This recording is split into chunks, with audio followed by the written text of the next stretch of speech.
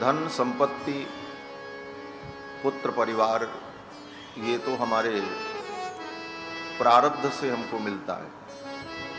प्रारब्ध में जितना है उतना मिलेगा, चाहे कुछ करो या ना करो।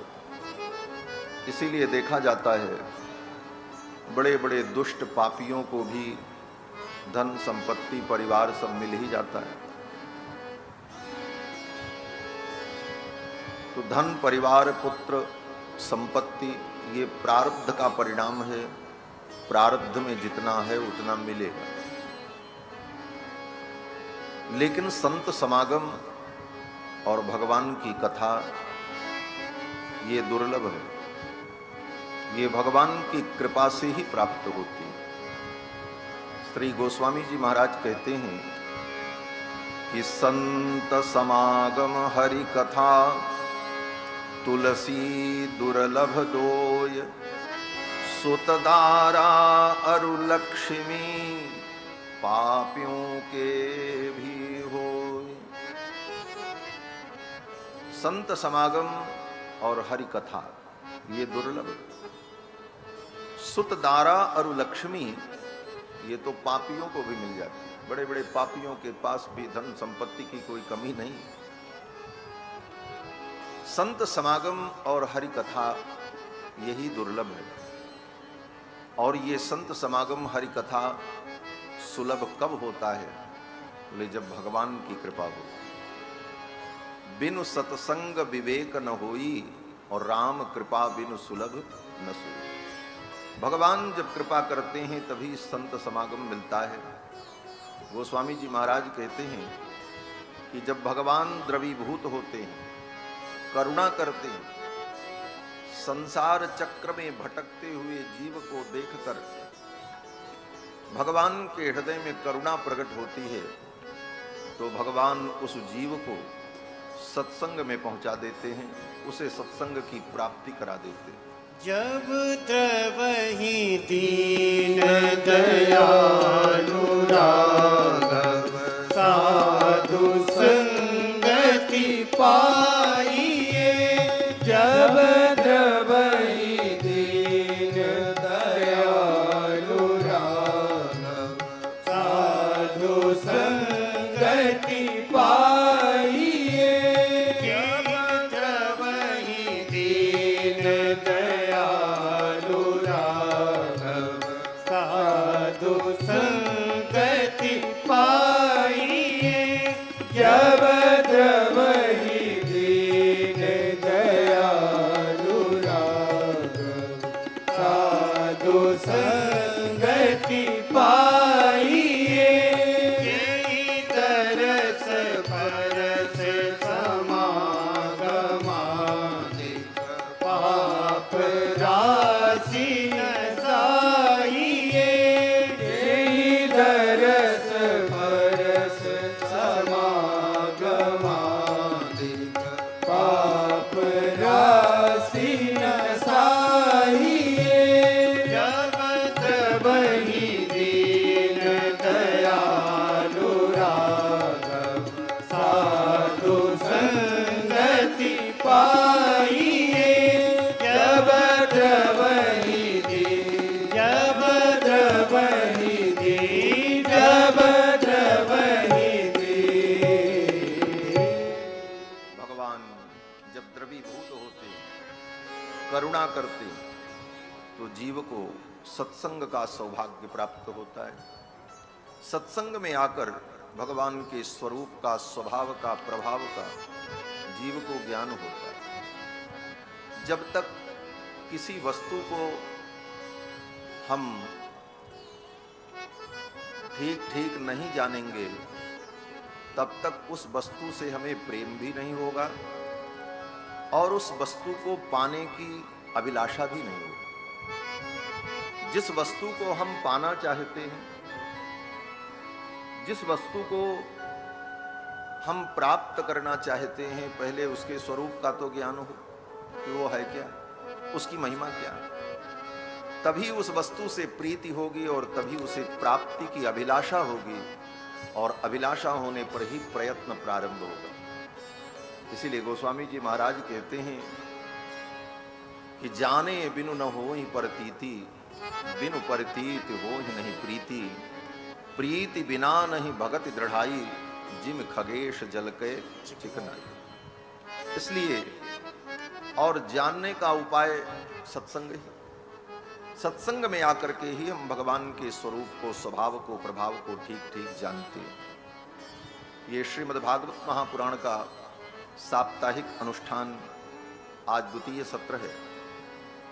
कल की कथा में आप सभी लोगों ने श्रीमद् भागवत महापुराण की महिमा को श्रवण किया। इस कथा को सुनकर भक्ति महारानी स्वस्थ हो गईं, उनके पुत्र ज्ञान वैराग्य जवान हो गए। यही स्थिति हमारी आपकी, हमारी भक्ति जो है वो दुखी है, रो रही है। क्यों? बोले भक्ति के पुत्र ज्ञान वैराग्य हैं तो, लेकिन वो बूढ़े हैं, बेकार। हमारी आपकी यही स्थिति है, भक्ति तो है लेकिन ज्ञान वैराग्य इतना कमजोर है कि हम थोड़े में ही विचलित होकर रोने लग जाते हैं। भक्ति खूब करते हैं, माला जपते हैं, नाम जपते हैं,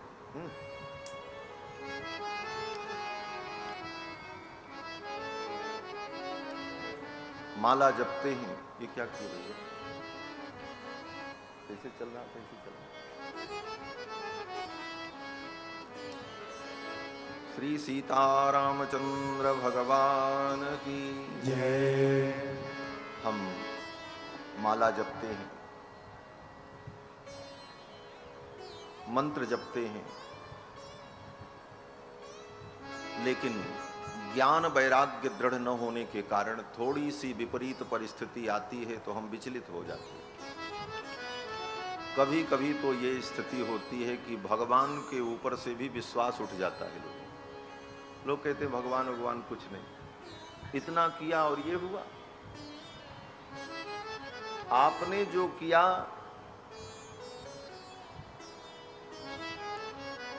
उसके अनुसार सब कुछ आपकी इच्छा के अनुकूल ही होने लग जाए, ये कोई आवश्यक नहीं।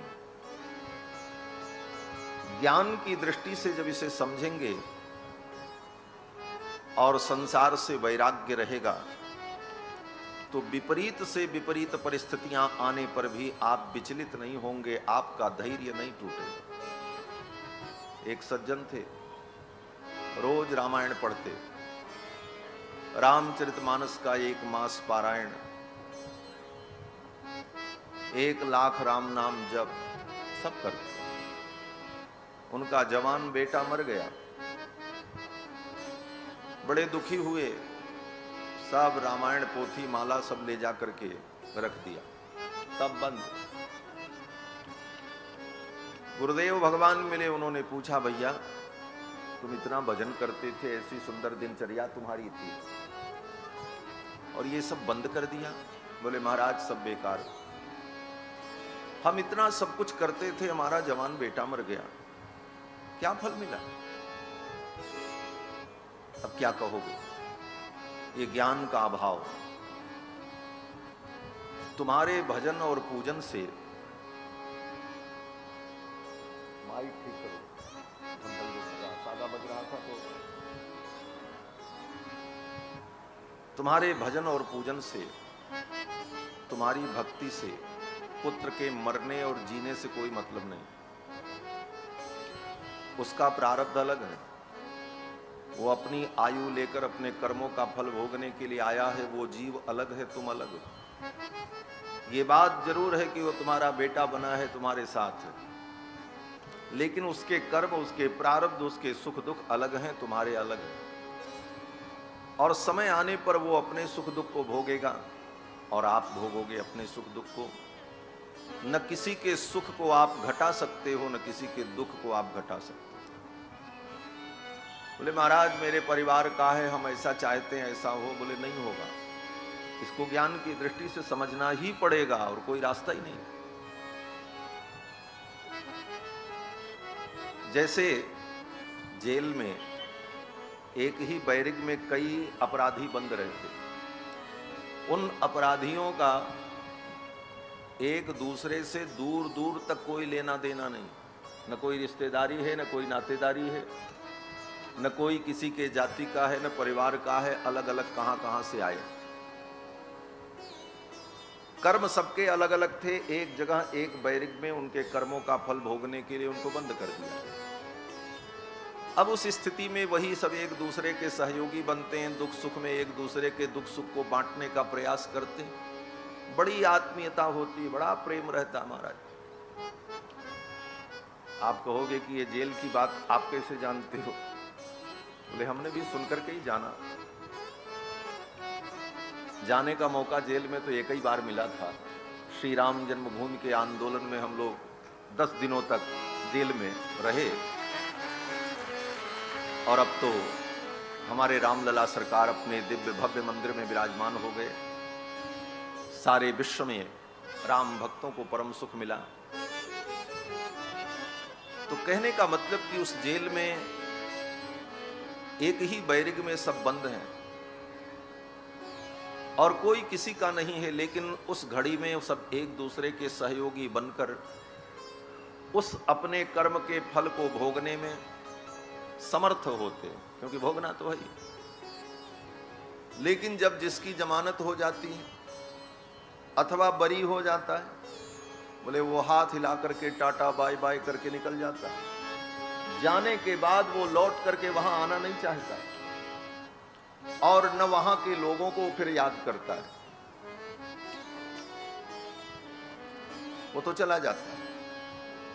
उस जगह को भूल गया और वहां के लोगों के प्रेम को भी वो भूल जाता है। उसी प्रकार इस संसार में, एक परिवार में, एक कुल में, एक जगह पर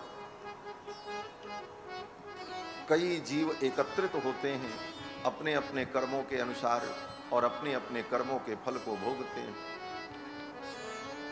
समय आने पर किसी की जमानत हो गई, कोई छूट गया, निकल गया, और जब वो निकल गया तो वो गया, वो तो आपको भूल गया, लेकिन आप उसके लिए व्यथित होकर के रोते रहते हो, परेशान हो। समय आएगा आप भी निकलोगे। यही संसार की गति है। इन चीजों को जब हम ज्ञान की दृष्टि से विचार करते हैं तो हमें धैर्य प्राप्त होता है और हम विचलित नहीं हैं। इसलिए ज्ञान और वैराग्य ये दृढ़ हो, भक्ति के साथ साथ भक्ति के पुत्र ज्ञान वैराग्य भी दृढ़ हो, तो विपरीत परिस्थिति में भी हम अपने को संभाल लेते हैं। और ज्ञान वैराग्य दृढ़ नहीं है तो हम रोते रहते। यही स्थिति हमारी आपकी। भक्ति तो है लेकिन ज्ञान वैराग्य कमजोर है। अब ये दृढ़ कैसे हो? बोले भगवान की कथा सुनो। कथा में इन बातों को सुनकर सत्संग प्राप्त करके धीरे धीरे जब परिपक्वता आ जाती है तो हर परिस्थिति में व्यक्ति भगवान की कृपा का अनुभव करता है और उसे धैर्य प्राप्त होता है। धुंधकारी जैसे प्रेत को इस कथा के श्रवण से मुक्ति प्राप्त हो गई। धुंधकारी प्रेत योनि को प्राप्त हो गया। गोकर्ण जी ने गया जी में उसके लिए श्राद्ध किया, लेकिन गया श्राद्ध करने पर भी उसे मुक्ति नहीं मिली। धुंधकारी ने स्वयं कहा कि गया श्राद्ध सतेनापि मुक्तिर्मे न भविष्यति। 100 बार गया में मेरा श्राद्ध करो फिर भी मुझे मुक्ति नहीं मिलेगी। 100 बार। एक बार व्यक्ति गया में श्राद्ध करके आता है तो निश्चिंत हो जाता, सब पितर हमारे मुक्त हो गए, अब हमको कुछ नहीं करना है? लेकिन ऐसा कहीं शास्त्र में लिखा नहीं। गया श्राद्ध करने के बाद भी प्रतिवर्ष पितृपक्ष में और अपने माता पिता की मूल पुण्यतिथि पर एकोदिष्ट श्राद्ध, पार्वण श्राद्ध, मासिक श्राद्ध समय समय पर करते रहना चाहिए, क्योंकि वेदों की आज्ञा है कि देव पितृकार्याभ्याम मा प्रमदितव्यम। देवता और पितरों के कार्य से प्रमाद नहीं करना चाहिए। बल्कि वहां पर यह भी लिखा है कि देवताओं के कार्य से अगर थोड़ा प्रमाद हो भी जाए तो चलेगा। क्यों? बोले देवता कृपालु होते हैं, लेकिन पितर जो होते हैं वो कृपालु नहीं होते। वो तो तुम्हारे कर्म को देखते। अगर तुमने विधि पूर्वक श्राद्ध नहीं किया तो पितर तुम्हारे पर कृपा नहीं करेंगे। इसलिए पितरों के कार्य से कभी प्रमाद नहीं करना चाहिए। देव पितृ कार्याभ्याम मा प्रमदितव्यम। और प्रतिवर्ष नियम से श्राद्धादि कर्म करते रहना चाहिए। धुंधकारी ने कहा, गया में 100 बार मेरा श्राद्ध करो फिर भी मुझे मुक्ति नहीं मिलेगी। मैंने ऐसे पाप किए। वास्तव में ये जीवात्मा अपने प्रमाद के कारण, एक क्षण तो छोड़ो, आधे क्षण में व्यक्ति ऐसा पाप कर लेता है कि वर्षों तक वो नरक में यातनाएं भोगे। ऐसा पाप आधे क्षण में व्यक्ति कर लेता है। हमारे आचार्य श्री कुरेश स्वामी जी महाराज वर्णन करते हैं कि यो ब्रह्म कल्प नियुतापिन भवेपि नाश्यम, यो ब्रह्म कल्प नियुतान भवेपि नाश्यम, तत्किल विषम सिजति जंतुरिह क्षणार्धे। उतना पाप व्यक्ति आधे क्षण में प्रमाद के कारण कर लेता। धुंधकारी ने कहा, 100 बार मेरा श्राद्ध करो फिर भी मुझे मुक्ति नहीं मिलेगी। तो श्री गोकर्ण जी महाराज ने सूर्य भगवान से पूछा। प्रातः काल संध्या वंदन किया, सूर्य भगवान को अर्घ्य दिया और सूर्य भगवान से पूछा, हे भुवन भास्कर, हे मरीचिमाल्य, हे समस्त विद्याओं के अधीश्वर, आप कृपा करके बताओ कि गया श्राद्ध करने पर भी जिसकी मुक्ति न हो उसकी मुक्ति के लिए क्या करना चाहिए। तो सूर्य भगवान ने कहा, श्रीमद् भागवत महापुराण की कथा सुनाओ। और तब श्री गोकर्ण जी महाराज ने श्रीमद् भागवत की कथा सुनाई और धुंधकारी को प्रेत योनि से मुक्ति की प्राप्ति। ये कथा प्रेत पीड़ा विनाशिनी, प्रेत पीड़ा का नाश करने वाली। और सबसे बड़ा फल इस कथा का ये है कि भगवान को वो व्यक्ति प्रिय हो जाता है जो भगवान की इस कथा को, भागवत कथा को सुनता अथवा सुनाता है। सबसे बड़ा फल यही। बाकी फल तो ठीक है। देखो, बाकी फल इसलिए बताया जाता है कि असली फल तक वो पहुंच जाए। जैसे कोई बच्चा बीमार था, 2 वर्ष का बच्चा, तो मां ने उसको कड़वी दवा पिलाने की तैयारी की कि बोले दवा पिएगा तभी तो ठीक होगा। तो कड़वी दवा गिलोय पिलाने के लिए उसने पीस करके तैयार की। बच्चा ने देखा, बच्चे ने कहा, अरे हम नहीं पिएंगे, ये बहुत कड़वी है। तो मां ने क्या किया? बोले मां ने 2 लड्डू लेकर कहा, बेटा इस दवा को पी लो तो तुमको ये 2 लड्डू मैं दूंगी। उस लड्डू के लालच में उस बच्चे ने कड़वी दवा पी ली। मां ने उसको 2 लड्डू दे दिया। वो लड्डू खा लिया, प्रसन्न हो गया और उसका बुखार उतर गया, दवा पी लिया। अब इस घटना में बच्चे और मां की सोच में अंतर क्या है? बोले बच्चे में ये सोच पैदा हुई कि इस कड़वी दवा को पीने का फल है 2 लड्डू की प्राप्ति। इसको हमने पिया तो 2 लड्डू मिला। और मां क्या समझती है? मां समझती है कि इस दवा का पीने का फल है रोग की निवृत्ति। मां तो यही जानती है, क्योंकि मां ज्ञानी है, बच्चा अबोध है। बच्चे ने यही समझा इस कड़वी दवा को पीने का फल मिला 2 लड्डू और हमारा मुंह मीठा हो गया थोड़ी देर के लिए, यही फल है। लेकिन मां जानती है इस दवा को पीने का फल यह है कि बुखार के कारण मुंह में जो कड़वाहट है वो कड़वाहट सदा के लिए समाप्त हो जाए और ये ठीक हो जाए। यही स्थिति धर्मशास्त्र की है। धर्मशास्त्र में जितने विधान हैं, ये कर लो तो ये फल मिले, ये कर लो तो ये फल मिले, ये सब वही लड्डू है। आजकल इसकी दुकानदारी बहुत चल रही है। ये पूजा करो ये फल मिलेगा, ये करो ये फल मिलेगा, और इसी फल के चक्कर में लोग दौड़ रहे हैं। लेकिन शास्त्र में जहां भी जिस कर्म के लिए ये फल लिखा है वो केवल रोचना है। रोचना माने धर्म के कार्य में जीव को प्रवृत्त कराने के लिए एक लालच। जैसे दवा पिलाने में प्रवृत्त करने के लिए मां ने बच्चे को लड्डू का लालच दिया, वो लालच झूठा नहीं था, लड्डू मिला उसको, लड्डू भी मिला, लेकिन असली फल क्या मिला? बोले असली फल मिला कि उसके रोग की निवृत्ति हो गई। यही धर्मशास्त्र का सिद्धांत है। इन धर्म कर्मों के करने पर जो सांसारिक फल मिलता है, जिन सांसारिक फलों को ही हम प्रमुख मान करके उन कर्मों में प्रवृत्त होते रहते हैं, ये करें तो ये फल मिले, वह केवल अल्पकालिक है।